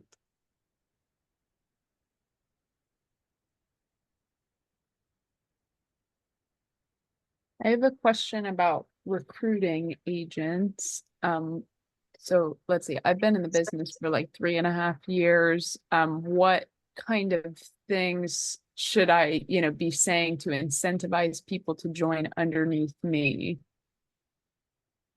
I think you ask them if they have a retirement plan and if they're building wealth and how they find a way to retire. And what if you could get residual income from coming in? What if you could pay no broker fees? What if the brokerage firm could pay you? Oh, and by the way, you get good support. Is that something you consider? And then talk to someone in your upline, talk to me, talk to Mark, talk to anyone in your upline. Do you feel that it's kind of, you treat it the same as a listing appointment or whatever, where you kind of want to tell them what sets you apart from other agents, like other people that they could join under, why they should choose to join under me? I do, and I think you tell them it's because AMP helps them build their downline. There's not a lot of other agents that's going to be able to say that outside of AMP. Okay, thank you. Mark, you had a question, sir? Different. Take if you column it out, an agent comes on board, they're new, they're with them, they're considering revenue share, and they're gonna do an average of 1.3 million. So let's just make that 3 transactions. If you do 3 transactions, when you calculate it, make the average 300,000. He's saying an agent comes on board, they do an average of 3 homes at 300,000 each. And then where else are we going? I'd like to know what they would, what's their, because this won't calculate, we're gonna have to do math. What's their, amount of money they put towards their 4,800 under that circumstance? He wants to know, in this circumstance, they sold 3 homes for 300,000. How much do they pay towards their 4,800? And I can tell you they've paid their 4,800 in full. Now, they would have paid 5,400 in this instance, doing the same transaction, the same sales price. So the difference between the 48 and the 54 is 6. Yeah, so what he's trying to point out is on the 4,800 plan, it's about $600 different because on this plan, you have paid in 5,400 if you did 3 at 300K. So it's about 600 more. And I assume the place where he's going next is there's a lot more benefits when we start sharing revenue instead of not sharing revenue. That, but since they joined AMP, they're going to do 4 videos. I want to know if this is still within. They're going to shoot 4 videos with us and get $6,000 in the stock. They will get $6,000 worth of stock. And if they cap, they'll get another $6,000 worth of stock. So we will return that $12,000 to them in stock. And then they'll get a 6,000 by that one. They get a total of 12,000. So total of 12. And then they get 250 shares of stock when they do their first transaction. Yes. Now we can graduate into, let's be realistic. Well, can I hit pause on that? Yeah. So I'm definitely gonna be in that situation where I'm well above my 48. I may max out, but, you know, the downline right now is really small. And for me, like what got me really excited, to be honest, was the stock. Yes. And so to hear that it's now 5 years out, and then for that to vest, the ones that have to vest, now we're looking at 8. And I'm probably one of the older people in the room. So then I have to sit here and think, does that make sense for me because of my age? So it's not going to be 8 years. So it's going to vest from the time that you have earned it, not the time that we go public. So ideally, it's probably still only 5 years. And we're still hoping that it's sooner than that, but we definitely have to pay them off. And if we went public, we'd be able to pay them off. It seemed like they weren't 100% open to that idea. So I'm still thinking worst case scenario 5, not 8. So until my downline becomes bigger, I have X number of years where, you know, I'm not paying the 4,800, I'm paying something more than that. Yes. Okay. But we will be able to reimburse you the 12K. It just might be, you have to live for 5 years, not 3. I think you're going to be fine. You're going to be fine.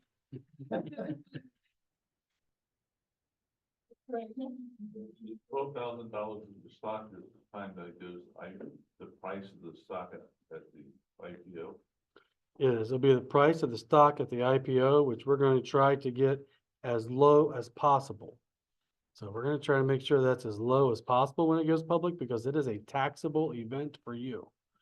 So if you have $12,000 in stock and then all of a sudden you're like, hey, that 12,000 and it's been 3 to 5 years, now that is 60,000, you owe taxes on the 60,000.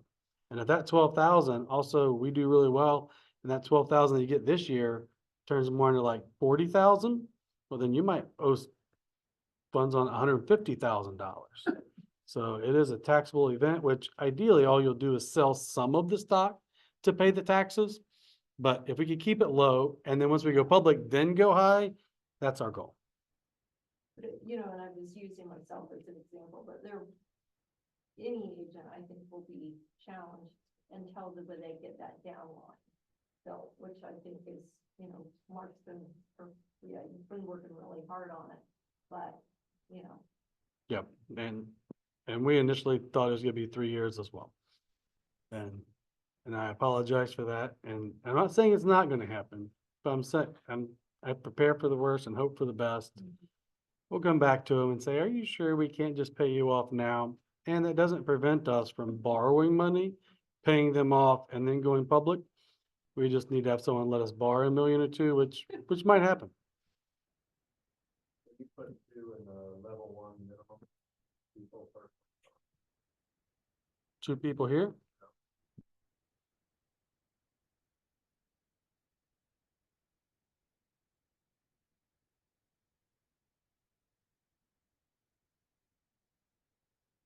Yeah, so let's say you still do your 3 deals at 300,000, right? You've paid 5,400 in the company, but you've brought in 2 people. And those 2 people, I mean, this needs to change to 2. Might be better if I found it on the website. This should be $6,000. This should be $6,000. I think it's locked in here.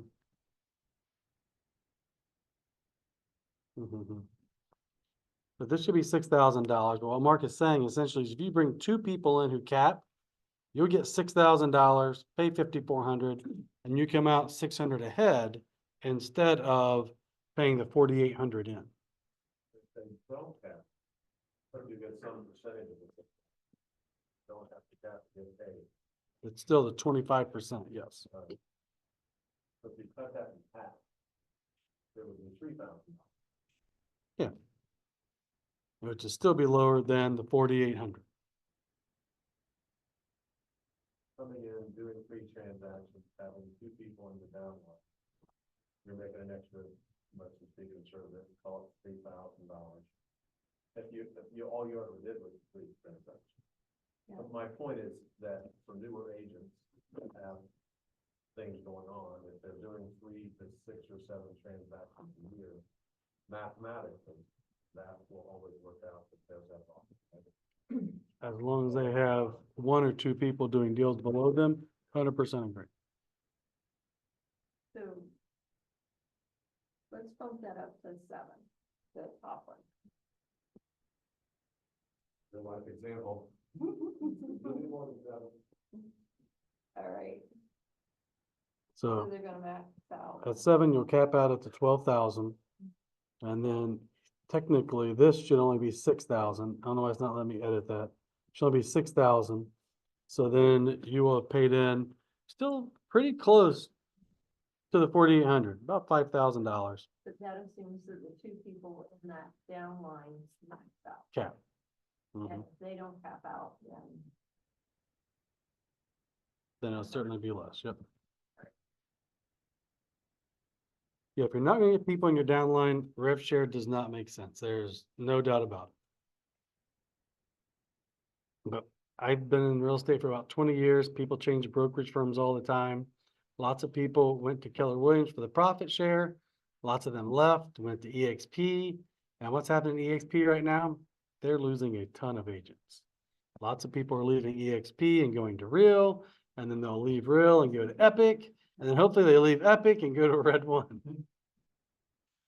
And they get in and they recruit their downlines and make money, and then they kind of move. And unfortunately, I think that's a big part of the future of real estate agents is downlines. Which is okay, as long as we can still average around that 4,600 per agent, that's all we need. So if we stay profitable, we stay in business, and we share the revenue with you. But we got to get people on your downlines. A good example of 4 on level 1 and 8 on level 2. Let's see if that's going to calculate right.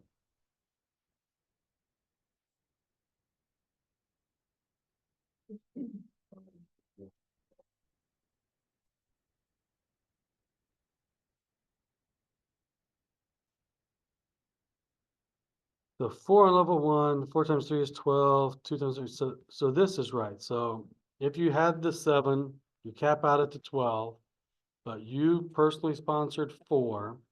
And then these 4 people, they only personally sponsored 2, you would make $7,000.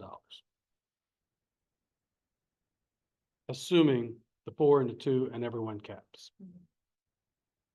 And if you cut that in half, if they don't, It won't let me change that, and it should. When I change this, it should change, and it doesn't.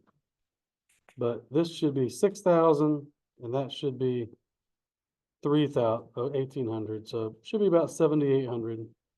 And then you're back pretty close to paying the 4,800. Hey, Mike, this is Justin. What advice would you give us for ethical ways that we are allowed? You know, Red One Realty looks like we've got, you could probably tell us what the average is of how many agents join per month. For those of us in RevShare that it behooves to recruit, what are some effective strategies for us to reach those new joining people to present AMP and present RevShare to them? The number one way people are recruited to downlines are through mastermind groups. So you guys should have a mastermind group. I know we came out with a worksheet and a template, and you should invite them to small mastermind groups. That's what these new agents say when they're polled. They all say, I feel like I'm a small fish in a big pond. And unfortunately, they say that when they go to Red One Realty or Remax or Keller Williams or any big company. But if you had this little 4-on-4, or 6-on-6, or 8-on-8 group, that's what they like. So invite them to attend that, show them value, and attract them versus recruit them. That is the number one way everyone recruits downlines. Now, how they communicate that they have a mastermind group is very different. Some people pay for paid ads. Some people put YouTube videos out there. A lot of people go to networking events. So I think that's the bigger challenge, is letting people know that you have a mastermind group. But for the new people coming on board at Red One, feel free to reach out to them. You can certainly reach out and say, hey, I have this small mastermind group. Would you like to be a part of it?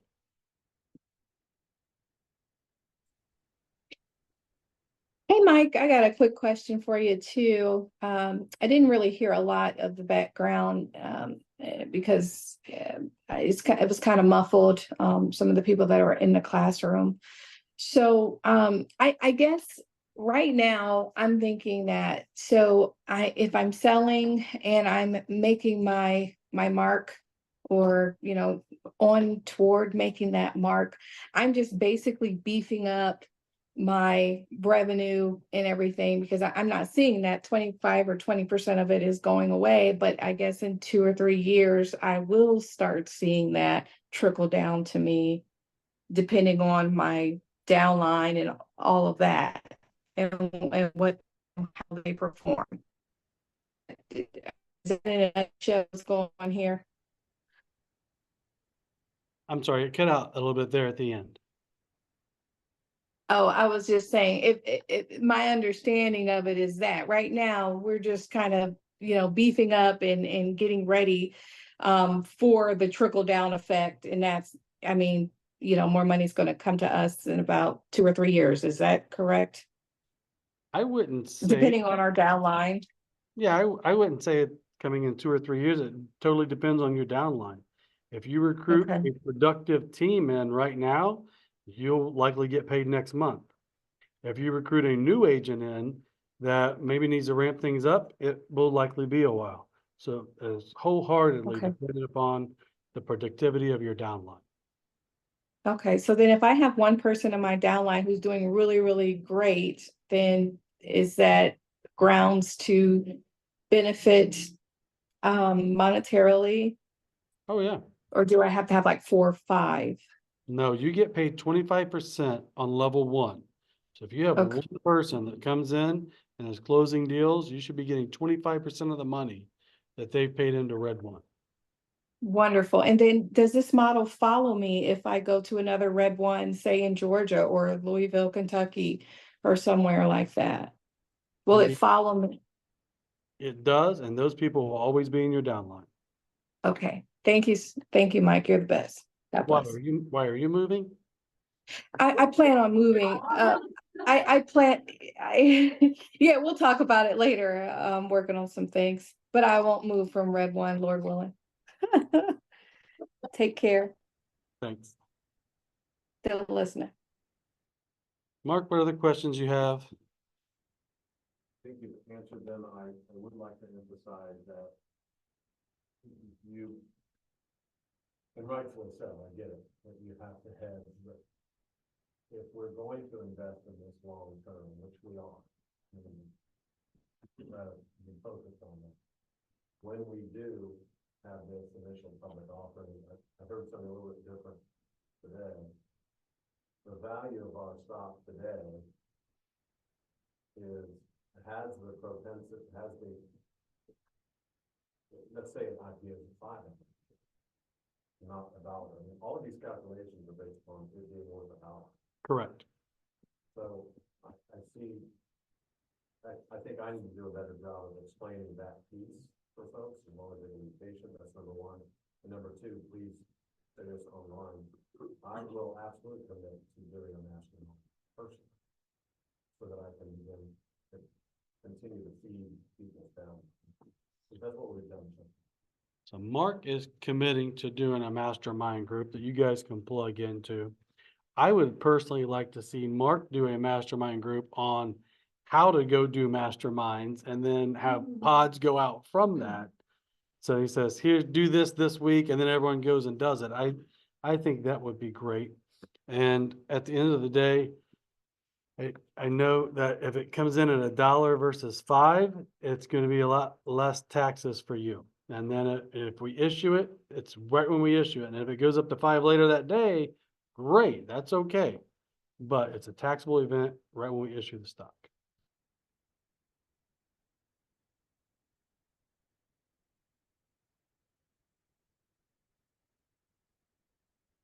I think the big thing that like new agents are a little bit spooked about is they hear the 12,000 or 6,000 cap. And I think as a brand new agent, they think they have to pay that no matter what, like even if they don't have any transactions. Because that was something when I first got my license years ago that I didn't understand. You know, like they don't like go over that like at Honduras, you know, and so now they're thinking, I just joined a brokerage, I just got my license, I just paid my board dues, and now you're asking me or telling me I have to pay the brokerage $12,000 or $6,000, whatever they choose. But I think explain to them that they don't have to pay that unless they're producing transactions.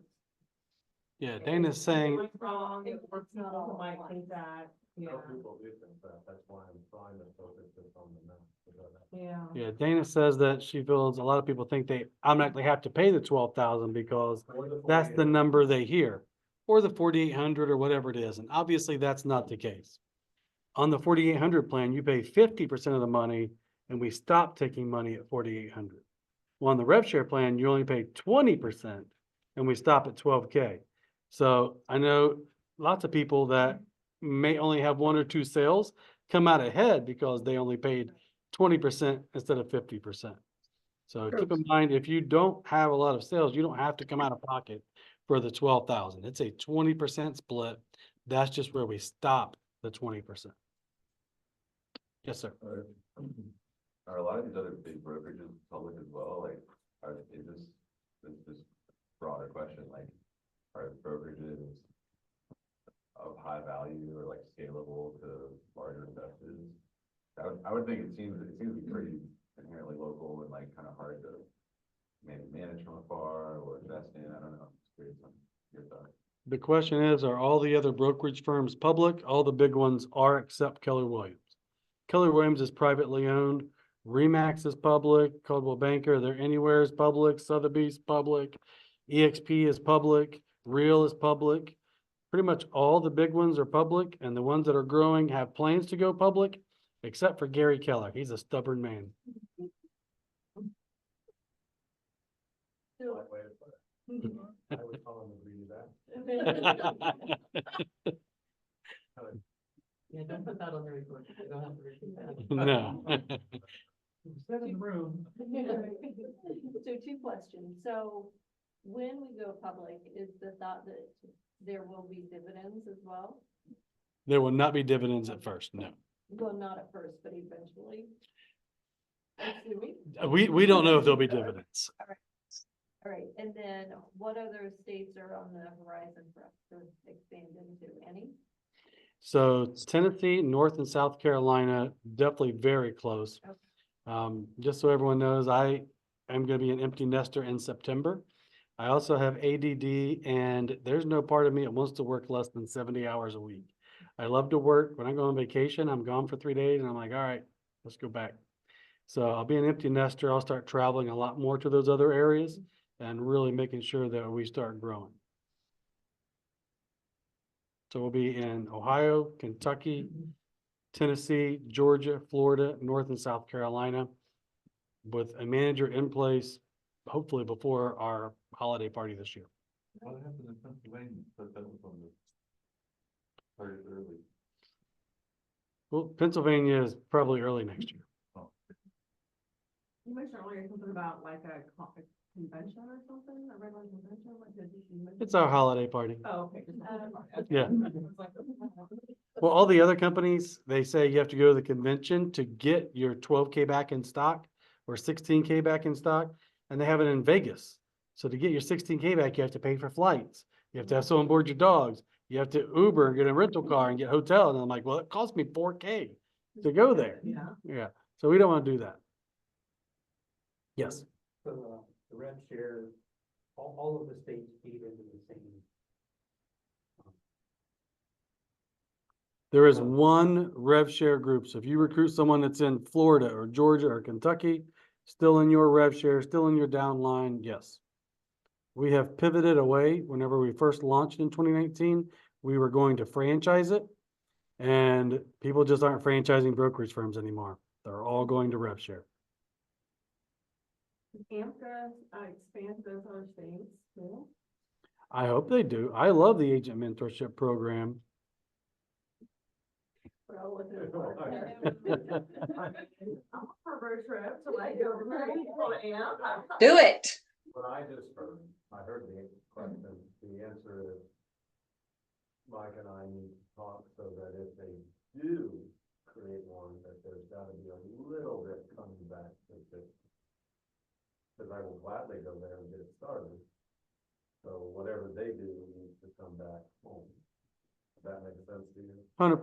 Okay, so so yes, I'll go start an agent mentorship program, whatever he asks me to. And the income will come back. Cause that's the way it should be. I would imagine. Any other questions from home before we end the Zoom? How we doing on time? Oh, we're 2 minutes over. Really appreciate you. Yeah, thanks for your time, Mike. Great presentation. Thanks, Mike. Thank you. If Thanks, you have Mike. questions, Appreciate please it. let me know. Happy to answer them one-on-one as well.